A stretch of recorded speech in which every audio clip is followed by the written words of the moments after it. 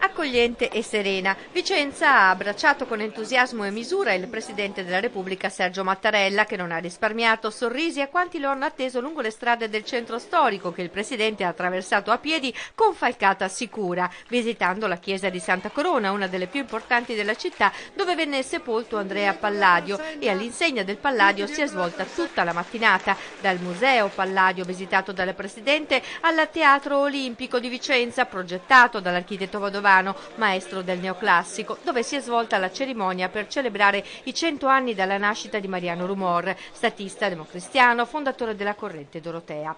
E alla fine della sua visita anche il Presidente Mattarella ha voluto ricordarlo con un commento.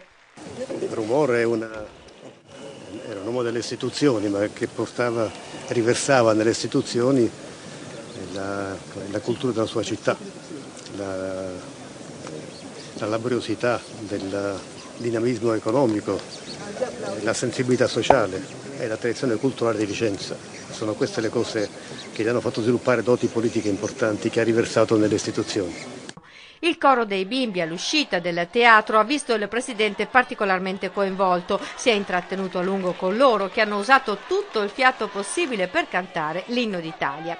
Poi, camminando tra la gente, il Presidente Mattarella ha raggiunto la Basilica Palladiana con una sosta fuori programma in loggia del Capitaniato, dove in questi giorni è esposta una delle vetture della scorta di Giovanni Falcone. Ed infine è salito fin sulla terrazza della Basilica, da cui si gode una vista strepitosa sulla città, da dove ha incontrato anche i rappresentanti delle categorie economiche.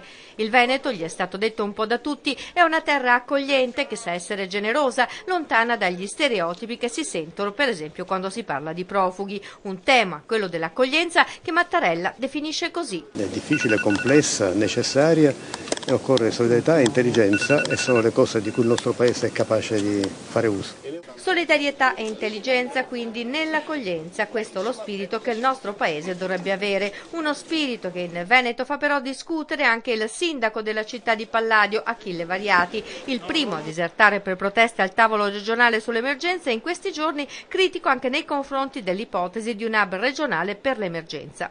Io ho avuto modo di dire al Presidente Zaia in più occasioni, anch'io non sono stato collaborativo in questo tempo, ma non è che basta dire no, perché poi gli immigrati arrivano. No, dobbiamo studiare un protocollo d'intesa tra il Veneto, forse anche altre regioni, comunque tra il Veneto e il governo, in cui si dettano delle condizioni per l'ospitalità. La prima di queste condizioni che deve essere garantita è che non c'è posto per le mele marce. Io l'ho detto in più occasioni e questa deve essere la base. Sindaco, scusi, io torno sulla visita del Presidente. Lei è la persona che gli è stata più vicino durante questa visita, poche parole, nel classica sua riservatezza. Che persona ha trovato? Come può descrivere il Presidente? Una persona che ama riflettere, parlare poco e credo fare. È stato contento di aver visto tutte queste bellezze vicentine? Sì, anche se gli abbiamo fatto fare una cavalcata veloce, però penso che sia stato molto soddisfatto.